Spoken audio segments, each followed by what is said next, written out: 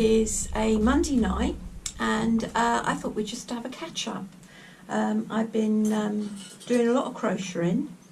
I've done a little cardigan, and this is going to be for my granddaughter Sienna, and I did a lovely little butterfly on there to decorate it.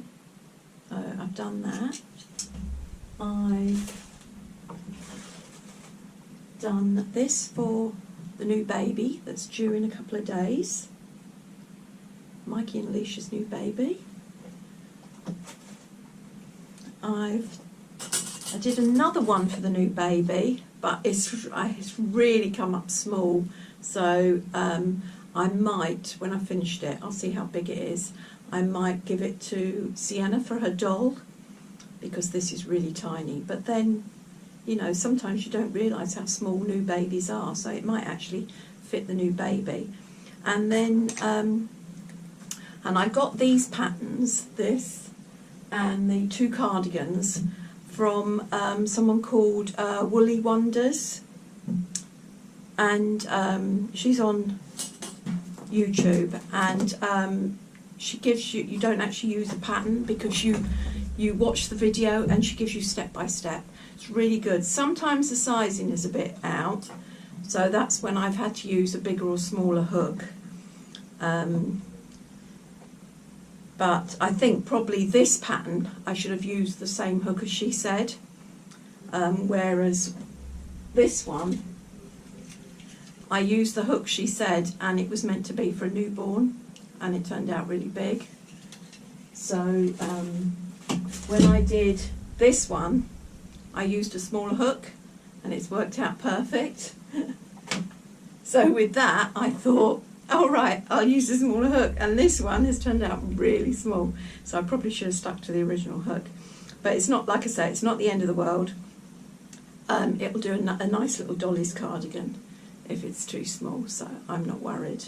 Also, what have I been doing? I saw this lovely pattern in this crochet book I've had for ages, and I saw this, and it's a cushion cover, and it's a bit like those like them doilies they used to make years ago, and so I started doing that. It is really difficult, but I've done the first piece, and apparently you do 4 of these, and then you do one that holds them all together. But it's very intricate, as you can see. It's like petals on the flowers, and it's very complicated, and it's sort of the sort of thing. It took about 2 hours or more, and it's the sort of thing that you do without interruptions because you're doing it from the pattern book, and because all these patterns these jumpers I've been doing, and cardigans that I've been doing from the YouTube patterns, that's all in US terms. So of course when I went back to my book, I got really confused, because obviously these are English terms, and a treble is a double crochet, and it's all mixed up. A single is a double for UK, it's a single for US. It is so complicated, so I had to go back to basics and get this book out here, this magazine, and I had to go through and learn, just check, because obviously when I'm doing it on the computer, watching YouTube, just following her, I'm seeing what she's doing, so I'm not really taking much notice in what she's calling it. So I'm just doing it. So of course I was well confused when I came to do the English one.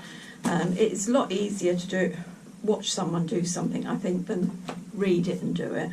But because when it's a complicated pattern like this, but a few trial and errors, but I worked it out at the end, and it's absolutely beautiful. Really pleased with it. So it's going to look lovely, and I've decided that if I can finish it in time, I'm going to give it to my mother as a Mother's Day gift. Little cushion cover made by her daughter. So, and she'll appreciate that, because she used to crochet when she was younger. So she'll like that. So yeah, so I think that's about it today for what I've been making.